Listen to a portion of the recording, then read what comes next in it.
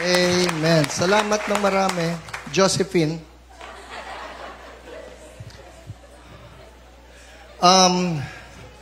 Bago po ako magtungo sa mensahe, alam naman natin bukas eleksyon, maraming nang hihingi sa akin ng aking line-up.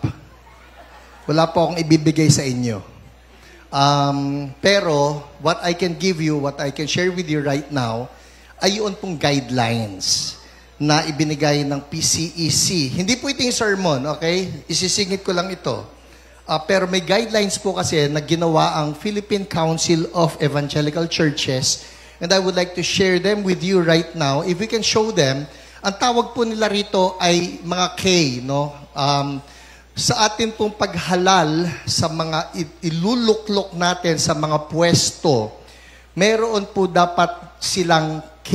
That is what PCEC calls it. May K. May K dapat ang iboto. So ano-ano po ito? Kung nahihirapan kayong tingnan, well, you can actually get your cell phones, probably capture what is in here. Sige, I'll give you 5 seconds. Capturein ninyo yan. Makukuha ba yung ganyang kaliit? Hindi. So I'll just read it to you, okay? So, yan po ay 5 K na sinasabi na tingnan ninyo sa inyong kandidato. Una ay kakayahan. Dapat may ability to govern. They must have the ability to lead. And that is from Exodus 18:21, nung sinabi ni sinabi ni Jethro kay Moses, moreover, look for able men. Everybody say able. From all the people, men who fear God, who are trustworthy and hate a bribe, and place such men over the people as chiefs of thousands, of hundreds, of fifties, and of tens. Dito makikita ninyo yung mga matataas na pwesto of thousands, of hundreds, para mo na rin sinabi mga senador, mga congressmen, mga mayor, mga konsihal. So, may kakayahan ba talaga na yan ay mag-govern? Alright? Next, karanasan. Everybody say karanasan. That's experience in governance. They should have a good track record in leadership and governance. Tingnan natin yung track record. I hope you do your due diligence in studying. Ano yung track record ng taong ito? Yumaman ba ito doon sa posisyon? Dati ba ito? Hindi naman to ganun kayaman. Ba't niya sumobra ng yaman? Baka naman hindi nagamit sa governance yung posisyon. Alright? Proverbs 12:24, the hand of the diligent will rule, while the slothful will be put to forced labor. Pangatlo, na kay konkretong plataporma. Dito sa Pilipinas, medyo hindi uso ang plataporma pero importante po ito. At these are not just slogans na masarap sambitin. Bawat isa na boboto sa akin, bigyan ko kayo ng... Okay. Importante plataporma. Alright? Clear vision for the welfare of the nation. Proverbs 29:18, where there is no prophetic vision, the people cast off restraint, but blessed is he who keeps the law. Ano ang kanyang plataforma? Number 4, na K, character. Talagang K ito, okay? Character. Leader with humility and integrity, prioritizing the interest of the people. Matthew 7:16-18, you will recognize them by their fruits. Every healthy tree bears good fruit, but the diseased tree bears bad fruit. So basically, how do you determine the character of a person? Just look at the fruit. May naging bunga ba na maganda, alright? And finally, K, itong pang-5 K, connection. Anong connection?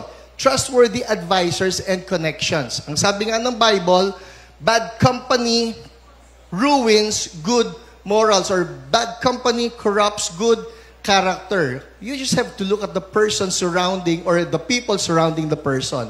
Sino-sino ba yung mga kasama niya? At kasi po, maski ano pa man ang gawing make-up dyan, o yung pagdadamit sa taong yan, just look at the person who will be influencing that person. Ito naman very biblical ito. Naalala niyo anak ni Solomon? You remember? Rehoboam. Napaligiran siya ng mga bad connections, and it showed in his rule. Alright? So, yan po ang ating mga payo. Ewan ko, Buo na ba kayo? Buo na? May line up na kayo? Okay? Ipag-ayuno ninyo. We really need the guidance of God here, alright? Lord, humihingi kami ng karunungan ninyo. Ito po guidelines lang ang kaya naming ibigay, but we pray for wisdom and we pray for discernment for every child of yours. Lord, not only for the people here right now sa aming worship hall, but we pray for the entire Philippines. Panginoon, huwag kaming masilaw sa sumandali na pera na maialok. Huwag kaming masilaw sa mga alok ng mga tao na nangangako. But Lord, we pray, oh God, we pray, what you said in your word, that righteousness exalts a nation. Oh God, let there be righteousness even in the elections. From the top going down. Oh, let the fear of God just be upon us as a nation. Thank you, Lord. The Philippines is yours. Covered by the blood of Jesus. We thank you. In Jesus' name, everybody say, Amen, amen. All right, who's ready for the word? Wala akong timer. Sira po yung TV na yon. Okay, just an announcement bago yung word. Sorry po Everybody say, June 1. Kasi wala sa announcement to, pero napakahalaga eh. Sa June 1 po, ito yan. Wala tayong church dito. Biting kairan. Walang church dito. Kasi po, anniversary natin. We're celebrating our 26th anniversary. Yay! So, saktong-sakto naman kasi kausap po namin yung management ng Prime Hotel. Sabi nila, napansin na naman ninyo talagang ongoing renovation. Pero ito pong 8th floor, pati itong ballroom, talagang iniiwasan nilang galawin para tayo ay hindi maabala. Yun nga lang, sinabi sa amin ng management, wala talaga na paraan na matapos nila yung pag-renovate, tastasin lahat ng carpet na ito at gawin yung mga gusto nilang gawin, pati sa CR. Walang ibang paraan kung hindi mag-miss out talaga ng one Sunday. Sabi ko, saktong-sakto, pwede po ba, June 1, hindi kami dito. So starting May 26, that's a Monday, after yung service natin ng May 25, simulan nila yung paggawa rito ng May 26, sa gasa ng June 1, hanggang doon sa Sabado ng week na yon, so that by June 8, we will be back here fully renovated. Alright? So, saan tayo sa June 1? Iniisip ko po ang Manila Hotel. Sana. Pero sa isip ko lang yon. Hindi mangyayari yan. Ganito, we are looking at having our anniversary either sa Aberdeen Court o kaya ay doon sa Quezon City Sports Club. So, we're looking at the logistics here. By next week po, malinaw na ito kung saan tayo. Ito ang gusto ko sabihin. Isa lang ang ating worship service, so pagsasamahin natin yung 9 at ang 11 a.m. and then nobody will leave kasi po magla-lunch tayo ng sama-sama. Alright? At ano pa ba? Hopefully, we get to do what we did nung last time na nag-Aberdeen tayo, kung saan nagkaroon ng Yell competition. Sino nag-enjoy din sa Yell na yon? Alright? Yung mga nanalo, syempre. And it will be something great. Isama natin ito. Alright? So, everybody say, June 1. Ilang taon na tayo? 26. So, excited po ako. Okay. Game. Hebrews chapter 10. Let's turn our Bibles right there. Hebrews chapter 10, starting in verse 19 down to 25. I'm using the NLT sa reading na ito, pero halo-halo po ito. New Living Translation, and then I get to use some NIV as well. All right, let me read. Verse 19, and so, dear brothers and sisters, we can boldly enter heaven's most holy place because of the blood of Jesus. Everybody say, because of the blood of Jesus. All right, verse 20, by his death, Jesus opened a new and life-giving way through the curtain into the most holy place. And since we have a great high priest who rules over God's house, let us go right into the presence of God with sincere hearts, fully trusting him. For our guilty consciences have been sprinkled with Christ's blood to make us clean, and our bodies have been washed with pure water. Verse 23, Let us hold tightly without wavering to the hope we affirm, for God can be trusted to keep His promise. Let us think of ways to motivate one another to acts of love and good works, and let us not neglect our meeting together as some people do, but encourage one another, especially now that the day of His return is drawing near. Ang pamagat po ng ating mensahe for today, because of the blood of Jesus. Let us pray. Holy Spirit, I come to you, I ask for help. I cannot preach, I cannot teach apart from you. So Lord, anoint me, anoint my brothers and my sisters, those who are here, those watching online, live or on replay. Oh Lord, we pray that we hear from heaven. Seal this place with your blood. In Jesus' name, amen, amen. Ang ganda-ganda po nung sinabi rito ng writer ng Hebrews. Me, personally, I think it's the Apostle Paul. Some others would think it's some other writer who remains unnamed. Whoever wrote this, ang ganda ng sinabi niya, so, dear brothers and sisters, we can boldly enter heaven's most holy place because of the blood of Jesus. There is something so powerful about the blood of Jesus, which I think many of us believers miss out on. Kumbaga, yung effect, yung power ng blood, hindi natin ito nagagamit, hindi natin ito nasusulit. In short, nasasayang. But there's so much about the blood of Jesus that we as believers need to know and need to hold on to, na i-apply natin ito palagi. You remember, in the book of Exodus, the Lord said that once you kill that lamb, yung tinatawag nating Passover lamb, you kill the innocent lamb, you get the blood, you apply it on the doorposts. You remember? Ipahid ninyo. So that when the angel of death comes, and when the angel sees the blood, nobody inside will be hurt. Nobody inside will be harmed. And we all know the story. Nung nagpass itong angel of death, lahat ng mga panganay sa lahat ng tahanan, yan man e panganay na tao, yan man e panganay na hayop, regardless, basta panganay, dead. It was only the blood that protected the people of God. So there was much wailing in all of Egypt, except for that place where the blood was applied. It's the same principle up to now. There's something about the blood of Jesus that we forget. Ako po, personally, I confess, sometimes I forget to claim the power behind that blood. So titingnan natin ngayon dito, because of the blood of Jesus, what? What can we hold on to? What can we claim? Gamitin natin to. We're living in the last days, and if we will not use the blood of Jesus to its maximum effect, ang daming nananakaw sa atin. Sino rito gusto manakawan? Ayaw natin yon. We plead the blood of Jesus. So let's begin. Because of the blood of Jesus, what? Verse 21.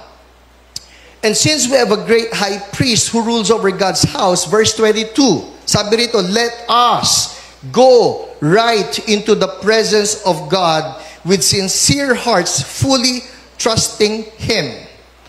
For our guilty consciences have been sprinkled with Christ's blood to make us clean, and our bodies have been washed with pure water. Number one, because of the blood of Jesus, let us go right into the presence of God. Gustong-gusto ko yung phrase na right into. Because of the blood of Jesus, let us go right into. Everybody say, right into. Parang dito walang atubili eh. Pasok. Alam mo yun? Because of the blood of Jesus, just go. Sabihan mo yung katabi mo, just go. Ang masarap po sa dugo ng ating Panginoon, He paid for the access of each one of us.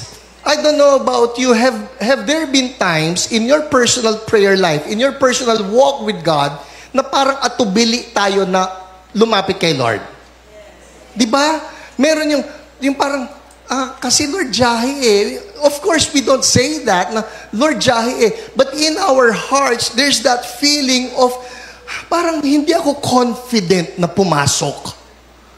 But here it says, because of the blood of Jesus, let us go right into the presence of God. Na, parang ang dating, ang lakas ng loob mo, basta ka lang papasok. And precisely, that is what God is telling us. Dapat pag pumasok tayo sa presensya niya, malakas ang loob natin.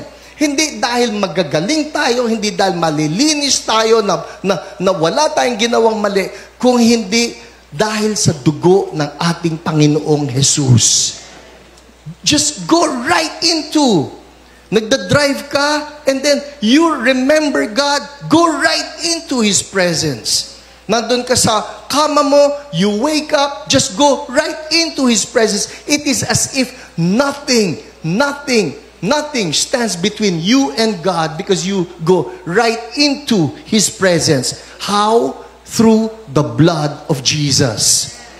Hebrews chapter 9. I love this. Hebrews 9, 13 and 14. Alright? Sabi rito, again from the NLT. You have it right there.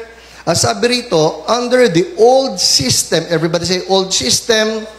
Yung old system po, that is referring to the Old Testament. Under the old system, the blood of goats and bulls and the ashes of a heifer could cleanse people's bodies from ceremonial impurity. Alright? Ceremonial impurity. So kung meron kang mga hindi natupad doon sa mga seremonyas, yun daw pong blood of goats and bulls and the ashes of a heifer can cleanse. Yun lang mga ceremonial impurity. Next verse. Just think how much more, everybody say much more, how much more the blood of Christ will purify our consciences from sinful deeds so that we can worship the living God. For by the power of the eternal Spirit, Christ offered Himself to God as a perfect sacrifice for our sins. I love that. Purify our consciences. Everybody say consciensya. Actually, yung pong consciensya na yan can work for our good, can work for our bad. Yun nga lang, madalas, pag sinabi natin itong salitang ito, nakokonsensya ako, sino rito nakonsensya na? Sino rito nasabi na yun, nakokonsensya ako? Pag sinabi natin sa salitang nakokonsensya ako, is it good, is it bad? Actually, may kaharap ka na bad. O may iniisip ka na bad. O may nagawa ka na bad. It is always something that puts guilt in you. Kaya ka nakokonsensya, that's the conscience at work, and just placing that guilt feeling in you. Pero ito pong masarap Yung dugo raw ni Jesus, pati konsyensya natin kayang linisin. It's not just the ceremonial impurities, kung hindi pati yung ating konsyensya na nagpapagilty sa atin. Sabi, the blood of Jesus is so powerful that it even cleanses our consciences. Nandun po kami sa Bulacan. I had the wonderful privilege of speaking to the body of Christ. Ang ganda ng ginawa ni Lord. You know that I've been going around ministering in different provinces, ministering to the body of Christ. Yung mga healing conferences, we bring it out.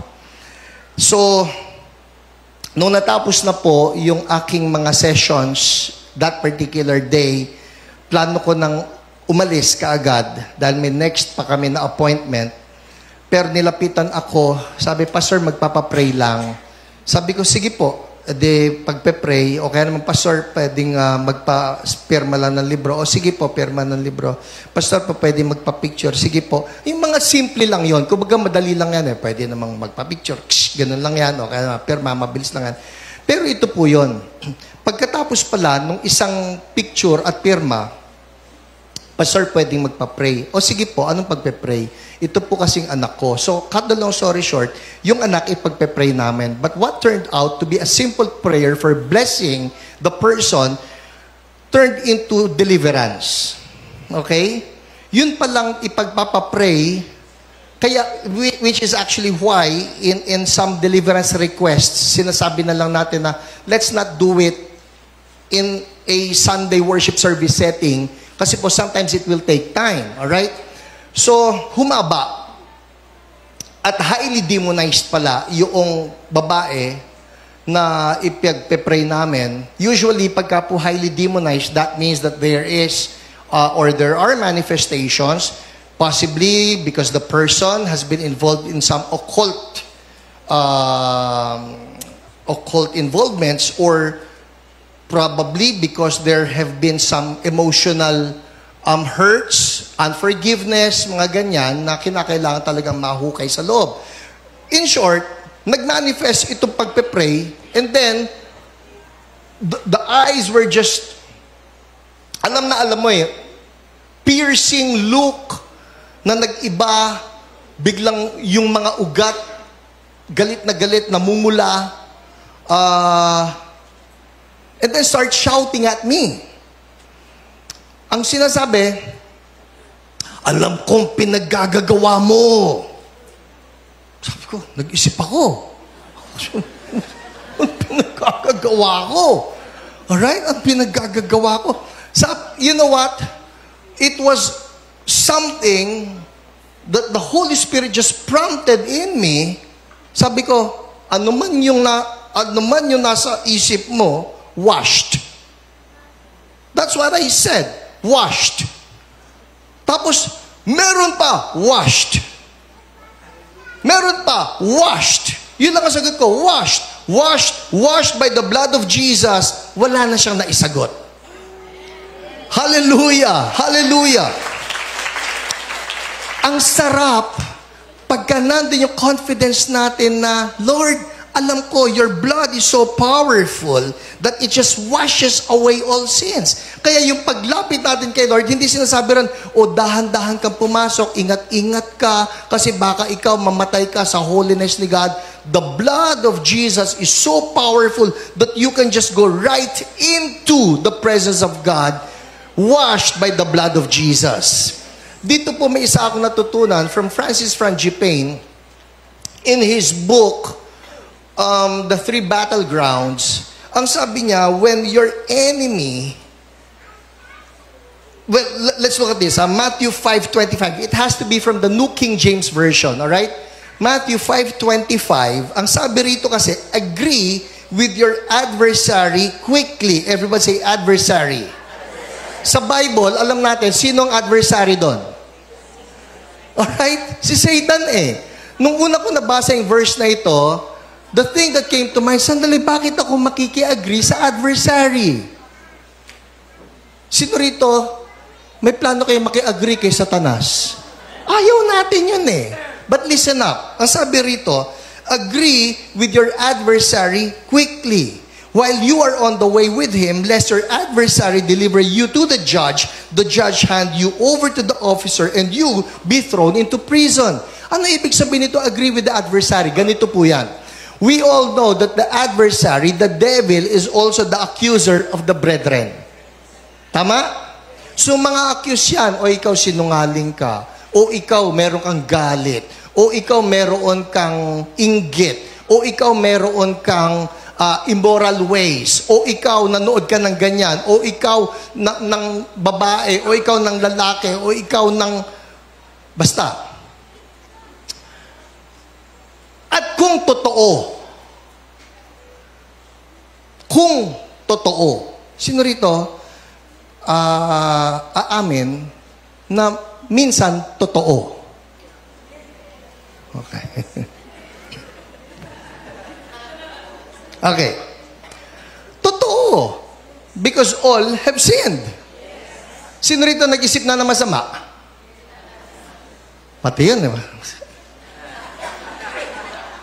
Right? Nag-isip na ng masama, nagsalita na ng masama. Sino rito may pinag-isipan na ng masama sa kapwa? Hindi natin sinabi, pero nag-isip tayo. Tama? Okay, in short, pag nagsalita ang enemy na, alam ko ginawa mo, alam ko inisip mo,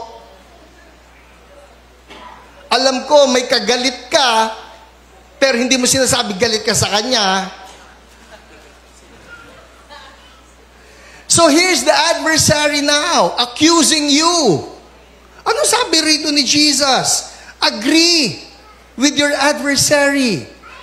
Quickly. I don't get it. I don't get it. Why will I even agree? Kasi totoo eh. Pagka sinabi natin, kunyari, sabi sa akin nung demonyo, alam ko, ginawa mo. Kisip talaga ako eh. Sabi ko, washed. Yes, it could be true. Yes, it may be true. But the point is this. You agree with that accusation, but it has been washed away by the blood of Jesus. In short, wala ka pa rin pinangahawakan. Kaysa makipag-argue ka pa, hindi ako galit eh. Hindi ako galit. Hindi. Nakita niya eh. Are you getting this? Alright. Dito papasok ngayon na ang sarap ng dugo ni Jesus. Dahil ang dugo ni Jesus, it washes away. Not just our thoughts, not just our acts. It washes away even our guilty consciences. Hallelujah! So pagka may ganon, anong sasabihin natin? Okay, washed. Okay, washed. Whatever it is, washed. Sabi mo yung katabi mo, nahugasan ka na. Sino masaya doon sa word na yon? Sino masaya doon sa word? I want that word to sink in. Sakali lang na nandito ka, you're struggling with a thought, you're struggling with an act, you're struggling with something in the past na hindi kasi ganito, ganyan eh. I want you to understand this. No, it has been washed by the blood of Jesus. Amen? Hallelujah. Palakpakan natin si Lord. Thank you, God. Because of the blood. Because of the blood. Kaya ngayon, nandito si Satanas, maglalagay siya ng mga accusations against us, maglalagay ng accusations against believers, against the church. We just come before God. Ang sabi naman ng Bible yan, if we confess our sins, He is faithful. And He is just to forgive us our sins. Ito po yan, I've been wondering about that. He is faithful. Okay, I understand that part. He is faithful. Yes, Lord, you will forgive me because you're faithful. Pero because He is faithful and just. Sandali, yun ang nakakatakot na part Because if He is just, the wages of our sins would be death. Tama? If justice will be applied to us, then what we deserve would be punishment. Pero yung just na yon is not concerning us. Yung justice na yun is concerning Jesus. Si Father, because He sees that the blood of His Son is an innocent blood, if the Father is going to be just to what His Son paid for, sasabihin lang naman ni Jesus Father, binayaran ko yan. Oh, anak, I will be just to you because you have paid for this. Sige, malinis siya. Are you getting this? Ang sarap nun. We can come before God and say, God, thank you. Through your blood, we can go right into the presence of God. Amen? Everybody say, thank you for the blood, Lord. All right, let's move on. Pangalawa. Oh, I love the blood of Jesus. I love the blood of Jesus. Number 2, sabi rito, verse 23. Because of the blood of Jesus, let us hold tightly, without wavering, to the hope we affirm, for God can be trusted to keep His promise. Number 2, because of the blood of Jesus, let us hold tightly to Jesus. Let us hold tightly to Jesus. Ito po yan Ang sabi rito, without wavering to the hope we affirm. In the NIV, ang sabi, let us hold unswervingly to the hope we profess. Kumapit daw tayo. Bakit ka pwedeng kumapit? Bakit ka pwedeng kumapit? Again, because of the blood.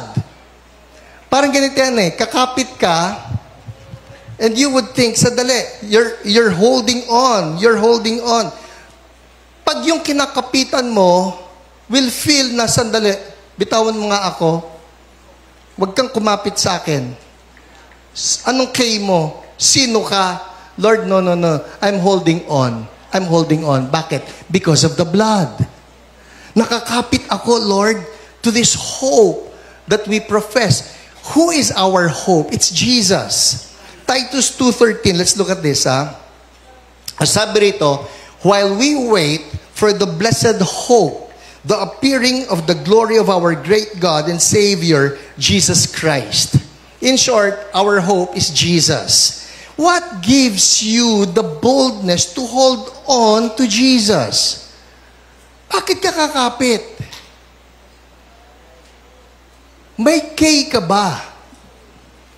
Bakit ka pwedeng, Lord, bakit ikaw ba? Naging faithful ka ba?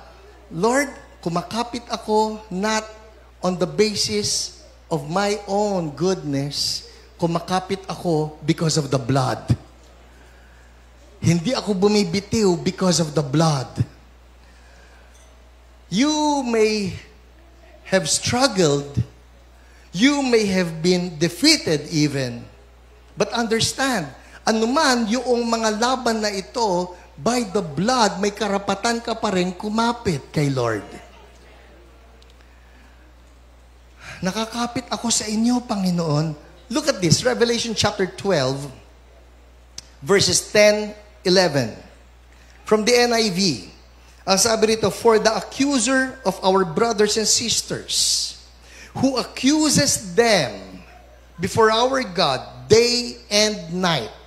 Kulit nito, ha? Ito, consistent ito. Accusations, day and night. The accuser accuses us before God day and night, has been hurled down. Next verse, they triumphed. They would be the brothers and sisters. Sino rito, brother, taas ang kamay? Hoy, ulitin natin, ha? Tinatakot niyo ako. Walang takutan, ulitin natin. Sino rito, brother, taas ang kamay? Tingnan niyo nga, katabi niyo kung lalaki yan, pakisiko lang, ha? Okay, sino rito, sister, taas ang kamay? Ulitin natin, ha? Sino rito, brother, taas kamay? Okay, sister. Alright, good. Sabi rito, ha? The accuser of our brothers and sisters who accuses them before our God day and night has been hurled down. Ibinagsak. Paano? They triumphed over him by the blood of the Lamb. There you go. It's still the blood.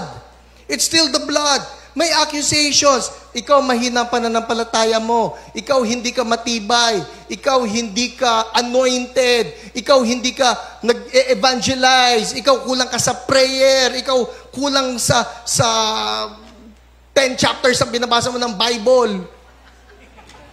A year. So marami yan eh. Iba-iba yan eh. Be them sins of omission or sins of commission. Ano yung kaibahan nun, Pastor? Commission, you commit them. Ginagawa mo. Omission, you did not do what you're supposed to do. For example, evangelize. Sino sa inyo naniniwala tayo bilang believers, we need to evangelize? So, sino nag-evangelize ngayong week na ito? Si Doc Nerissa Ann Tupaz Estolano, MD Pediatrician. Alright, Ate Dulce, thank you. Alvin. Kayong lahat na di nagtaas ng kamay. Bible says, he who knows to do that which is good and does not do it, sins. Hala, di kayo nag-evangelize. So what does the accuser of the brothers and sisters do? Di ka nag-evangelize. Shame on you. Shame on you. So ngayon, eto ka. Lord, parang nahihiya ako lumapit sa inyo. We come before God. I'm not giving you excuses. But we come before God and we repent. Lord, forgive us. Because we failed to share the gospel. We failed to shine your light. Forgive us. Wash us clean by your blood. And just like that, the Lord washes us clean with His blood. And so they triumphed over Him by the blood of the Lamb. So what happens next? Lord, kapit uli kami sa inyo. By the blood, we hold tightly. Everybody say, tightly. Importante yon. Kung minsan we lose our grip sa pagkapit natin kay Lord, which will explain why many actually just lag behind o nawala na. Bakit? Because they were holding on loosely. Ngayon, pagka tinanong ko sa inyo, meron ba kayo naaalala na mga brothers and sisters, alam nyo, dati nag-church yun eh. Nasa na? Meron kayo naisip? Meron, actually. Bawat isa sa atin. Dati ang init nun kay Lord. Dati linggo-linggo yan. Pero anong nangyari? I would say this. If we are not able to apply the blood of Jesus, even over our relationship with the Lord, sinasayang natin yung effect ng blood. Lord, we come to you, we plead the blood. And God is always there telling us, I've been waiting for you. Because nobody that comes to Him, God will reject. Yun lang naman ang gusto niya eh. I will never reject anyone who comes to me. In humility and in brokenness. Hindi tatanggihan ni Lord, provided we come to Him through the blood. Amen? Finally, number 3. Andar tayo ha. Sabi rito, I actually have a couple of verses here. 1 Timothy 6:12, bagay number 3. 1 Timothy 6:12. Ang sabi ng NLT, fight the good fight for the true faith. Hold tightly. Everybody say, hold tightly. Alright? Hold tightly to the eternal life to which God has called you, which you have declared so well before many witnesses. And then another verse, Hebrews 4:14. So then, since we have a great high priest who has entered heaven, Jesus, the Son of God, let us hold firmly to what we believe. Puro hold to eh. Hold tightly, hold firmly, hold tightly, hold firmly. Sabi mo katabi mo, hold tightly. Huwag bibitiw. Alright? Which leads me to the third lesson here. Because of the blood of Jesus. Because of the blood of Jesus. Verse 24. Because of the blood of Jesus. Dahil nandyan eh. The blood has been given. The blood has been shed. The blood is efficacious, it is powerful. Sabi sa verse 24, let us think of ways to motivate one another to acts of love and good works. And let us not neglect our meeting together as some people do, but encourage one another, especially now that the day of His return is drawing near. Because of the blood, dahil nandyan ang dugo, dahil nandyan, available ang dugo ng ating Panginoon. Number 3 is, let us motivate one another. Let us motivate one another. Ano ibig sabihin nito? Because there is a big chance that the reason why some people are not following the Lord anymore is because they stopped claiming the benefits of the blood of Jesus. Meron yung mga parang hindi na ako worthy eh. May mga mananampalatayang ganon. May mga taong ganon. Hindi na ako karapat-dapat na bumalik pa kay Lord. Meron po ako nakausap. Sabi niya sa akin, Mau, so this is from a friend from long ago. Kaya niya ako natatawag na Mau. Ganun lang naman kasimple. If you have known me since I was in my teen years, then big chance, tawag mo sa akin, Mau. Because that's my nickname. pagka forward ng 20 anyos onwards, people started calling me Pastor Hiram. Parehong tao yon, okay? Si Mau at si Hiram, parehong tao yon. Okay. So anyway, sabi niya, alam mo Mau, sabi niya, yung apoy mo, yan, yung ganyan, ganyan din ako noon eh.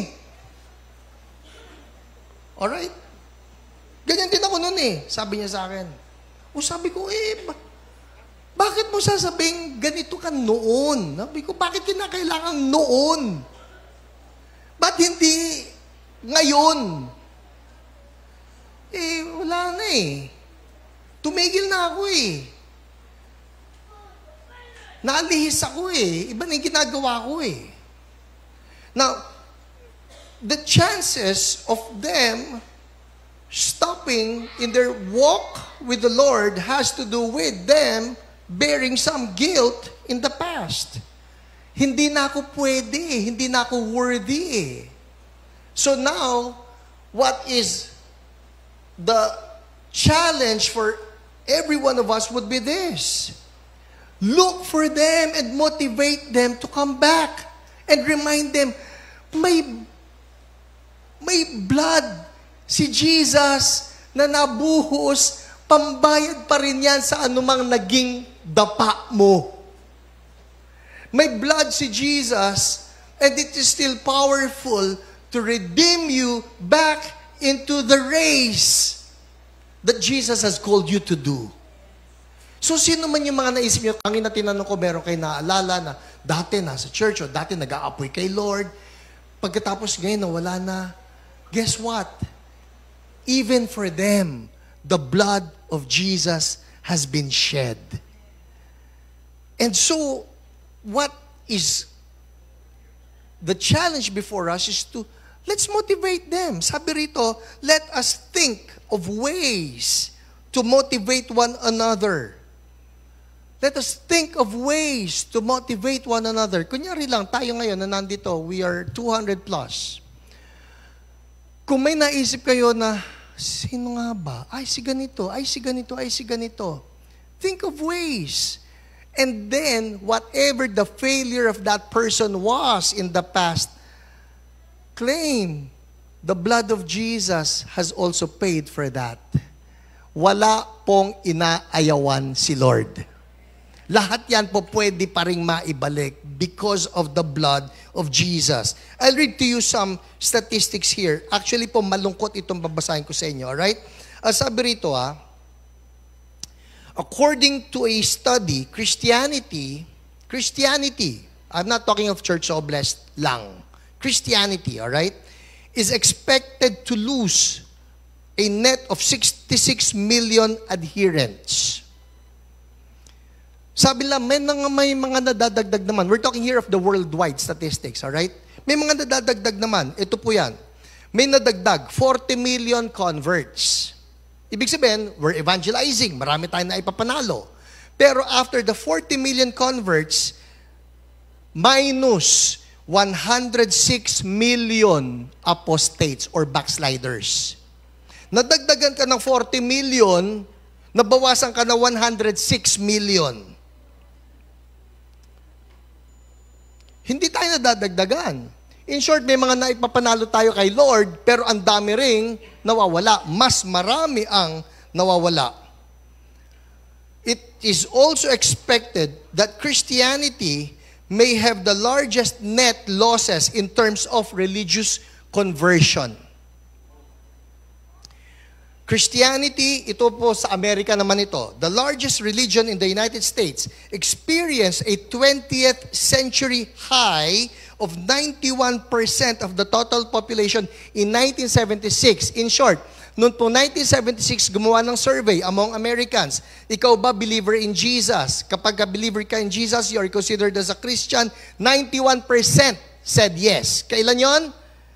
1976. This declined to 73.7% by 2016.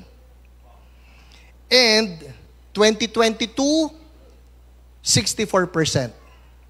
From a high of 91%, ngayon po, ang nagsasabi sa Amerika, 64% na lang ang naniniwala that they believe in Jesus. Not necessarily the ones who are on fire for Jesus, kung hindi nominally, thinking lang na, ako, Christian ako, but it's still a big fall. Nakukuha natin to. We're talking here of millions. Ang tawag nila ron, the great de-churching.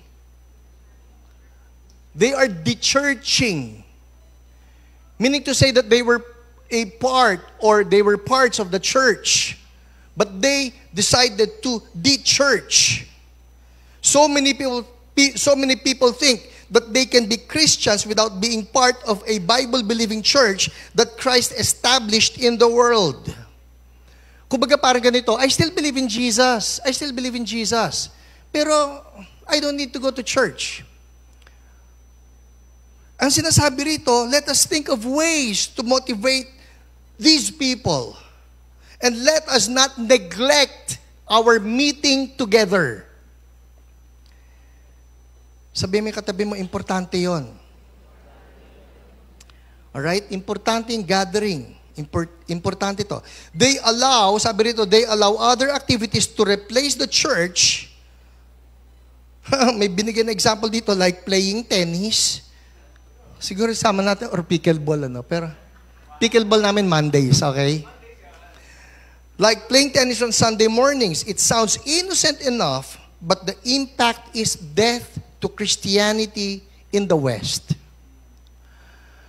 So, ito na, nag-sermon na, paano yan, Pastor? Dati ako nag-aapoy. Wala na yung apoy Kung ano-ano na yung nakaagaw sa attention ko. The analogy is simple. Para lang naman yan yung mga uling ng nagbabarbecue, nag-iihaw. Sino rito enjoy sa mga ihaw-ihaw? Sarap yan, di ba? Lalo yung mag-iihaw-ihaw ka, yung summer ngayon, tabi ng swimming pool, tapos may liempo. Naamoy nyo? Naamoy nyo? Sarap di ba? Pay-pay kang ganyan. Pero ito yan Yung mga nagbabaga ng mga uling na yan, maghiwalay ka lang ng isa. After 5 minutes, yung pong lahat ng mga nagbabagang uling na yan, nagbabaga pa rin, pero tinaming inihiwalay mong isa, and the fire is gone. For those who would rationalize na, believer pa rin naman ako kay Jesus Believer pa rin naman ako kay Jesus But there is something about meeting together. There's something about coming together. Napapaypayan I don't know about you, pero there have been occasions, ako po manonood ako sa screen Alam ko may praise and worship na nangyayari doon But the anointing is not captured by the camera. The anointing is somewhere here na pagka pumasok ka rito, next thing you know, lumuluha ka na Next thing you know, tulo na pati uhog mo. Next thing you know, you're recommitting your life to Jesus. What's the difference? It is the anointing in the coming together. And there lies the genius of John Wesley. Ito po, I'm concluding here. Pinag-aralan yung mga impact ng mga revivalists in church history because there have been lots of them. Marami yan. Iba-iba yan. You're talking here of Charles Finney. You're talking here of George Whitefield. You're talking here of Jonathan Edwards. You're talking here of the great men and women of God who were revivalists. But there's something about the genius of John Wesley na pagka binalikan mo, nasa na nga yung mga converts nitong si Moody, for example? Nasaan yung converts nitong sila Jonathan Edwards? Nasaan yung converts nitong sila George Whitefield? Nasaan sila? And you cannot really point to one group na yan yung mga na-revive nung panahon ni Edwards. So yan yung mga na-revive nung nag-preaching si George Whitefield. You cannot point to one group. But up to today, you can still point to a certain group of people na masasabi mong yan, bunga yan ni John Wesley. How do you know?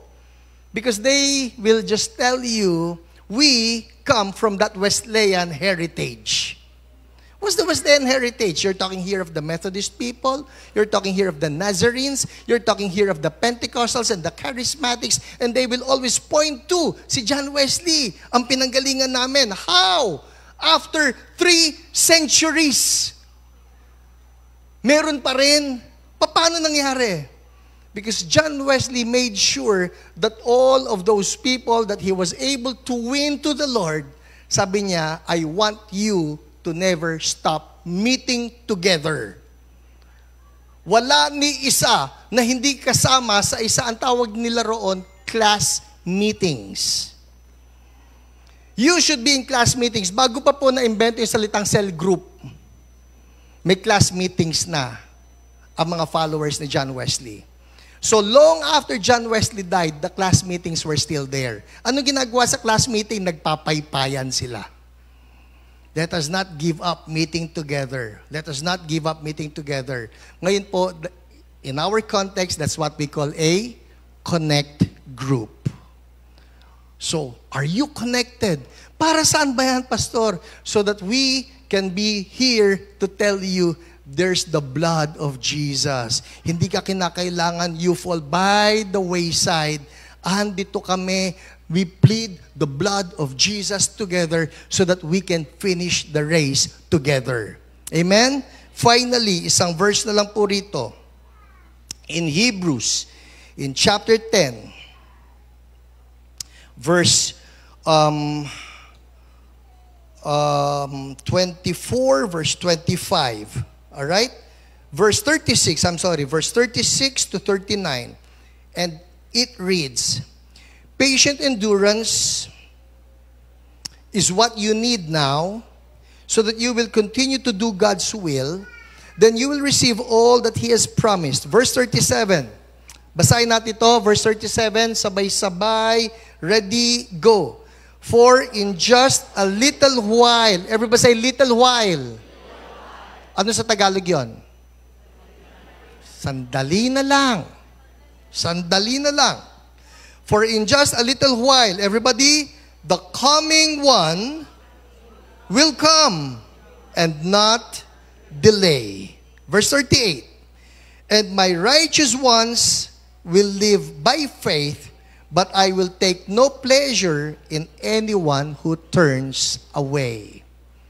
Sa NIV, ang sabi rito, you need to persevere so that when you have done the will of God, you will receive what He has promised. For in just a little while, He who is coming will come and will not delay.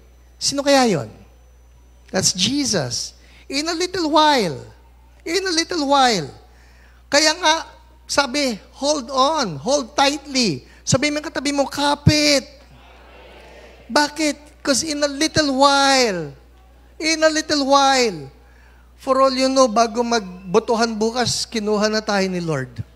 O bumaba na siya rito, establishing His kingdom. In a little while, He who is coming will come and will not delay.